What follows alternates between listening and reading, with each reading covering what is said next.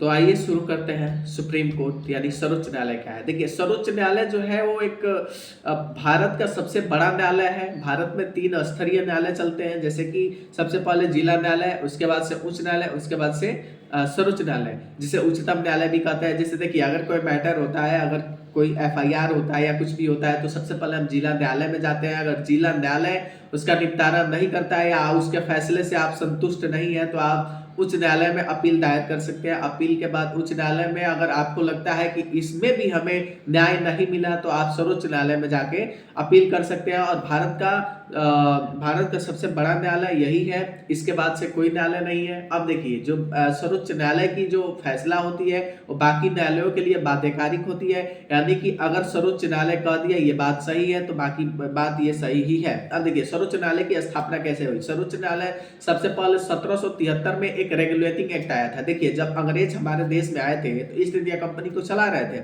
East India company को चलाने के लिए वो कई नियम लागू कर रहे थे। अब देखिए, धीरे धीरे उन्होंने बंगाल के बाद से धीरे धीरे पूरे भारत पे उन्होंने अपना सत्ता स्थापित कर लिया। अब सभी लोगों को गुलाम बना लिया। उसके बाद क्या हुआ कि उन्होंने लोगों को न्याय दिलाने के लिए एक न्यायालय की स्थापना की। लेकिन उससे पहले क्या होता था कि हर 20 वर्ष बाद इंग्लैंड से एक एक नियम आती थी, ठीक है। वो नियम अधिनियम के रूप में हमारे यहाँ आती थी और यहाँ आके लागू होता था। क्योंकि जो भारत में ईस्ट इंडिया कंपनी का शासन है, ईस्ट इंडिया कंपनी का जो क्षेत्र अधिकार है, जितना वो कब्जा किए हैं वो बना रहे, उनका क्षेत्र अधिकार बना रहे, इसीलिए हर 20 वर्ष में एक नियम आता था। उसी में एक आया पिट्स इंडिया एक्ट 1773 में, जिसमें वर्णित था कि कोलकाता में एक सर्वोच्च न्यायालय की स्थापना हो। उस समय सर्वोच्च न्यायालय की स्थापना हुई भी, और उस समय बंगाल, बिहार और उड़ीसा के जो लोग थे वो उस न्यायालय के क्षेत्र अधिकार में आते थे।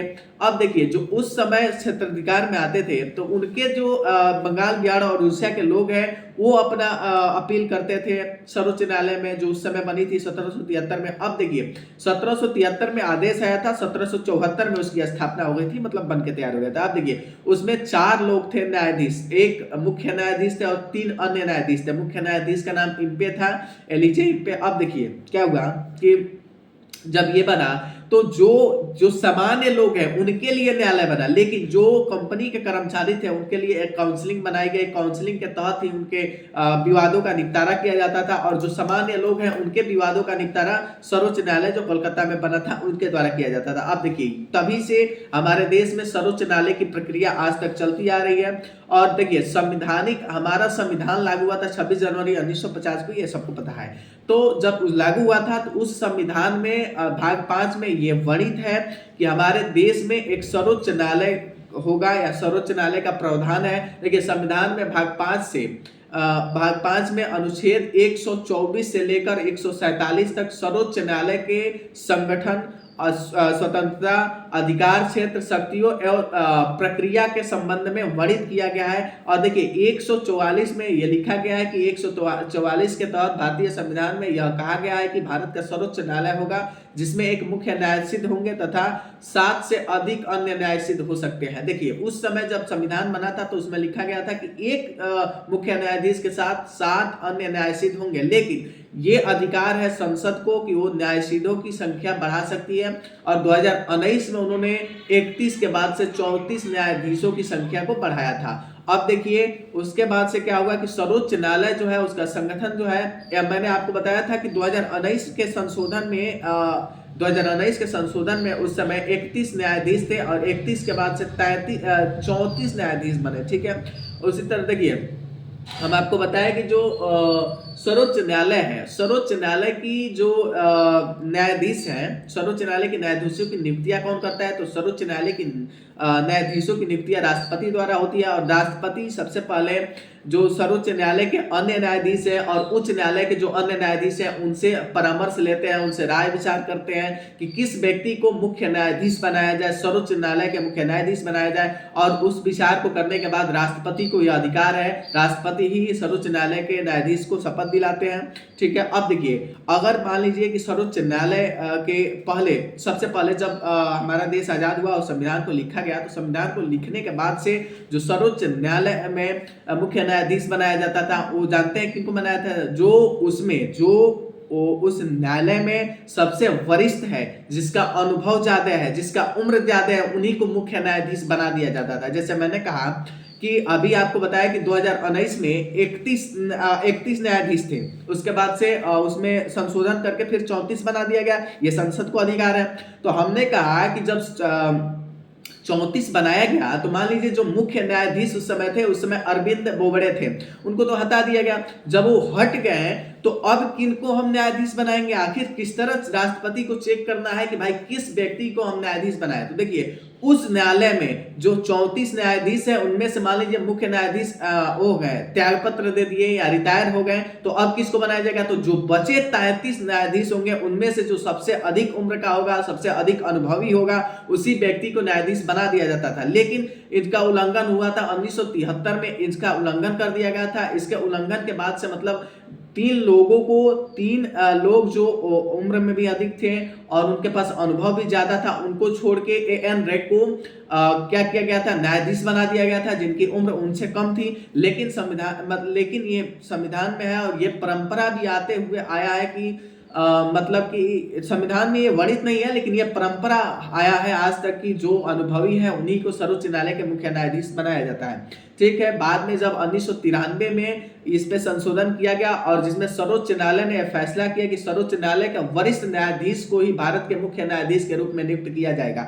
और तब से ये चलता आ रहा है कि जो सर्वोच्च न्यायालय के जो वरिष्ठ न्यायाधीश है, जैसे मुख्य न्यायाधीश की अगर त्यागपत्र दे देते हैं या इस्तीफा दे देते हैं, तो उसके बाद से क्या होता है कि जो सर्वोच्च न्यायालय के वरिष्ठ न्यायाधीश हैं, जिनके अनुभव ज्यादा है, उम्र ज्यादा है, उन्हीं को क्या बना दिया जाता है? मुख्य न्यायाधीश बना दिया जाता है। अब देखिए इनकी जो योग्यताएं होती है, मुख्य न्यायाधीश की जो योग्यता होती है, वो मैं आपको बता दूं। सबसे पहले कि वो भारत का नागरिक होना चाहिए। ठीक है, उसके कम से कम 5 वर्षों के लिए किसी उच्च न्यायालय में या तो वकील हो या जज होना चाहिए। ठीक है, और अधिक से अधिक 10 वर्षों के लिए मतलब वो उच्च न्यायालय में वकील होनी चाहिए, या 5 वर्षों के लिए उच्च न्यायालय में जज होना चाहिए। ठीक है, और उसके बाद से कम 10 वर्षों के लिए उच्च न्यायालय का हमने बताया कि वकील होना चाहिए, और 5 वर्ष क्या होना चाहिए?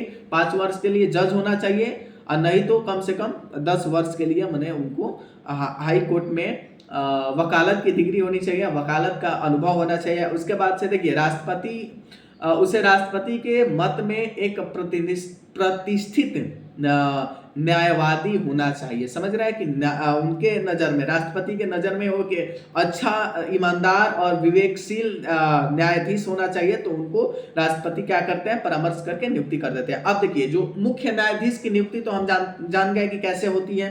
सबसे परामर्श करते हैं उच्च न्यायालय के मुख्य न्यायाधीशों से, और सर्वोच्च न्यायालय के अन्य न्यायाधीशों से परामर्श करते हैं कि किस व्यक्ति को सर्वोच्च न्यायालय बनाया जाए, सर्वोच्च न्यायालय के मुख्य न्यायाधीश बनाया जाए। अब देखिए जो सर्वोच्च न्यायालय के अन्य न्यायाधीश है, उनकी नियुक्तियां कैसे होती है? तो उनकी नियुक्ति के लिए जो सर्वोच्च न्यायालय के मुख्य न्यायाधीश है, उनसे सलाह ली जाती है कि भाई ये बताइए किस व्यक्ति को रखा जाए। तो सर्वोच्च न्यायालय के मुख्य न्यायाधीश कहते हैं कि इस व्यक्ति को रख दिया जाए, ये हम लोग के साथ रहेगा तो बढ़िया रहेगा, अच्छा रहेगा। तो उनके सलाह पे राष्ट्रपति क्या करते हैं कि सर्वोच्च न्यायालय के अन्य जो न्यायाधीश हैं उनकी नियुक्तियां कर देते हैं। अब देखिए जब उनकी नियुक्तियां हो जाती हैं, तो देखिए संविधान में ये वर्णित नहीं है कि किसी न्यायाधीश को किस उम्र में रिटायर कर देना है। मैंने ये बताया कि ये प्रधानमंत्री में भी नहीं है, ये लगभग किसी में नहीं है, बहुत सारे पदों में है, बहुत सारे पदों में नहीं है। जैसे कि सर्वोच्च न्यायालय के मुख्य न्यायाधीश हैं या कोई भी न्यायाधीश है, उनकी कोई भी उम्र नहीं है, कोई भी उम्र का बाउंडेशन नहीं है कि किस उम्र में उनको हटा दिया जाए, ऐसा कुछ नहीं है। बस लगभग एक 65 की उम्र में उनको रिटायर कर दिया जाता है। 65 के बाद से वो पद त्याग कर सकते हैं, या अपने इच्छा अनुसार वो राष्ट्रपति को पद त्याग करने के लिए दे सकते हैं, लिखित प्रमाण दे सकते हैं कि मुझे अब इस पद पे नहीं रहना है, मुझे इस पद को छोड़ना है। अगर मान लीजिए कि राष्ट्रपति को पद से हटाना हो, ठीक है, मान लीजिए कि राष्ट्रपति को नहीं, सर्वोच्च न्यायालय को अगर पद से हटाना हो, सर्वोच्च न्यायालय के जो मुख्य न्यायाधीश हैं उनको पद से हटाना हो, या सर्वोच्च न्यायालय के अन्य न्यायाधीश हैं उनको पद से हटाना हो, तो कैसे हम हटाएंगे? सबसे पहले क्या होगा कि उनके लिए एक महाभियोग लगता है। महाभियोग 14 दिन पहले ये उनको एक लेटर जाएगा सर्वोच्च न्यायालय के मुख्य न्यायाधीश को संसद द्वारा कि आपको पद से हटा दिया जाएगा। ठीक है, हटा दिया गया है और उनके द्वारा अगर कोई दोष प्रमाण मिलता है, अगर उनके द्वारा कोई शिकायत मिलता है और साबित हो जाता है तो उनको महाभियोग के द्वारा, राष्ट्रपति द्वारा क्या किया, पद से हटा दिया जाता है। लेकिन उनको हटाने के लिए संसद में 2/3 भाग जो होता है संसद का, 2/3 भाग सहमति होना चाहिए, लोकसभा राज्यसभा दोनों में, कि हाँ मतलब कि इनको पद से हटा दिया जाए, तब पद से हटाया जाता है। हालांकि अभी ऐसा कभी हुआ नहीं है।